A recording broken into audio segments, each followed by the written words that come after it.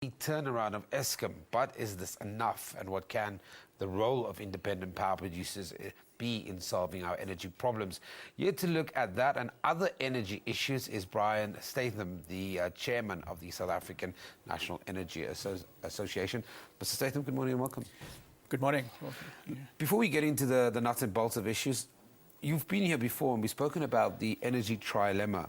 For the benefit of our viewers at home, what is it? When we try and understand energy systems, we say that there's competing objectives, and we distill those into three key issues, which is why we call it a trilemma. The first leg is energy access. People need to have energy supplied to where they need it and at a price that they can afford. It's no good having the energy there, but if they can't afford it, they effectively don't have access. So that's the first issue, is energy access. The second issue is energy security. Now that applies both to suppliers and consumers. Consumers, if they're investing in a business, want to know that the energy necessary to drive that business is going to be there today and tomorrow and for the life of the business. But conversely, a supplier of energy also wants to know that his market is going to be stable, that he's got some place to sell the energy for the foreseeable future. Otherwise, there's no point in making the investment. So energy security is important for both sides of that supply chain. And the third issue is sustainability. And in South Africa, sustainability is not just about management of carbon. It's also about water resources, for example, and biomass and issues like that. Now, to get these three things in balance is the challenge, what we call the trilemma, that faces decision makers, be they decision makers in government or be they decision makers in business, as to how do we understand what's the priority, how do we balance, how do we do the trade-offs. Let's ask that question. How do we determine what is the priority? Because right now, for me, as a consumer, as a South African, I'm confused. Because we now have the Deputy President who has been appointed to oversee this committee that will be looking at, in my honest opinion, three very important tiers. For example, the post office, we're looking at SAA, and we're looking at Eskom, the issues. Should this not have been split up? Should this not have said, look, all of these three issues are major issues. They don't really have any similarities. There's different backgrounds to them. Eskom should have been a different priority to the SAA, to the post office. Well, clearly I come off an energy base. So I think you're right. I would have separated them out and I would have made energy the priority. And the reason for saying that energy needs to be the priority is if you don't have energy, and there are still 20%... Can't drive the economy.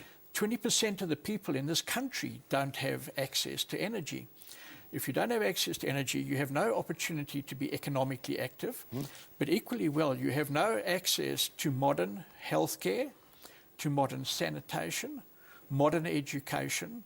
And without those things, people are doomed to be in a poverty spiral going down. So we have to supply energy. That underpins everything else. The post office can't operate without energy. SAA can't operate without energy.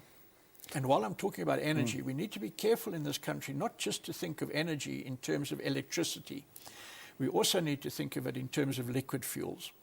And we talk a lot about Eskom and its rolling load shedding, that's been the conversation. Investments, but there's been no investment in refining capacity for decades now.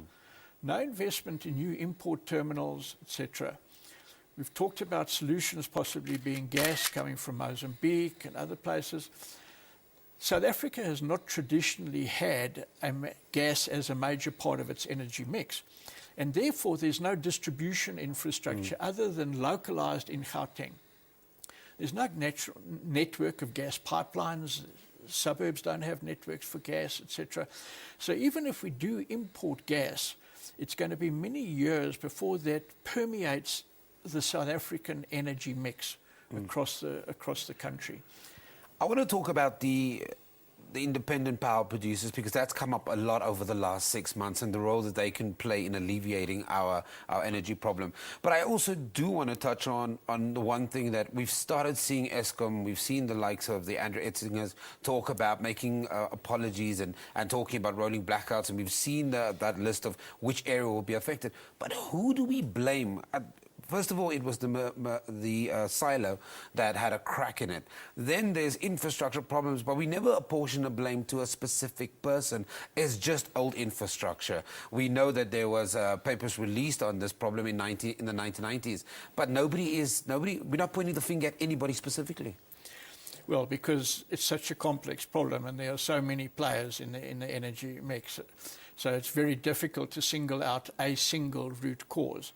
Every one of us, and I'm including South Africans in general, have a role to play in finding the solutions here.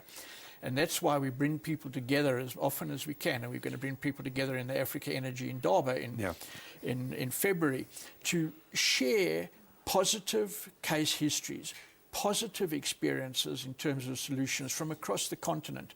Because also it's not necessarily valid to import foreign off-continent solutions. They don't always work in the African context. So solutions that have worked on the African continent are what we have to look at, and we have to focus on those. Now, independent power producers have a massive role to play, but we also need to recognize that many of them come from off-continent. So they arrive here and the context is different, and it takes them also some time to get traction. Energy doesn't lend itself to short-term solutions in terms of the supply side.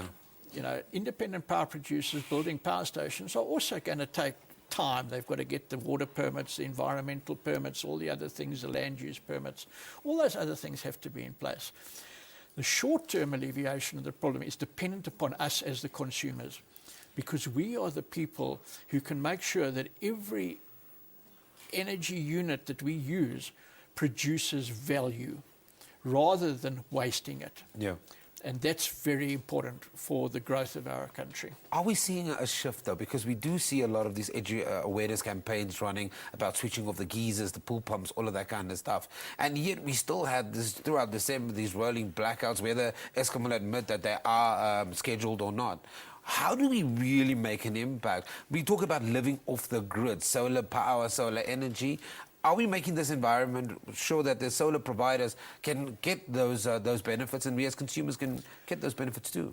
Well, again, there's a whole lot of work that needs to be done in terms of policy change at government level, and that has to translate back into regulatory change, which is both at a national level and then at a provincial level, and then ultimately at a local government level, because many consumers get their energy not directly from Eskom or from an oil company. They get it via a local government agency. So it's a case of pulling all that together, and that's what makes it such a complex issue, which is not easily going to be solved. But the issue is, don't waste your energy. Don't, be it electricity, be it fuel, whatever it may be. Don't waste it. 15 seconds, very, very quickly. When do you see us solving our energy problems? Towards the end of this decade. It's not going to be easy. It's not going to be a magic wand. We've got to transform policy, infrastructure, build new infrastructure, and change the minds of people. And also use things that are naturally occurring, like wind, for example.